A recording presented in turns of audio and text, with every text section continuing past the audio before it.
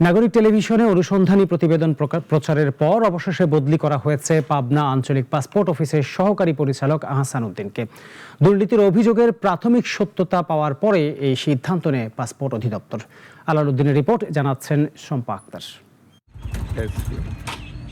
দীর্ঘদিন ধরেই দুর্নীতি, ঘুষ বাণিজ্য এবং চরম হয়রানির অভিযোগে আলোচনায় ছিল পাবনা আঞ্চলিক পাসপোর্ট অফিস। দুদকের অভিযানের পরেও থামছে না দালাল ও কর্মকর্তাদের সিন্ডিকেট। শিরোনামে নাগরিক টেলিভিশনে অনুসন্ধানী প্রতিবেদনের প্রচারের পর তৎপর হয় প্রশাসন।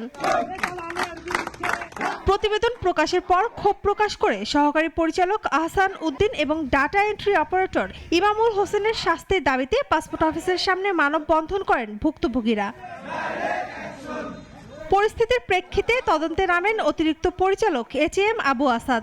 তদন্তে নাগরিক টেলিভিশনের ক্যামেরায় উঠে আসা বিভিন্ন অনিয়ম এবং ঘুষ বাণিজ্যের অভিযোগের প্রাথমিক সত্যতা পাওয়া যায়। গত 8/6 তারিখে আমরা একটি নাগরিক টিভির একটা ভিডিও ফুটেজ আমরা পাইছিলাম।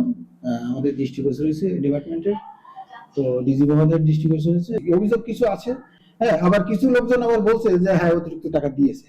তো এইসব ডকুমেন্টস গুলো, এভিডেন্স গুলো সাবমিট করা হবে এবং এটা তদন্ত কর্মকর্তা এগুলো যাচাই বাছাই করেন, রিপোর্ট দিবে।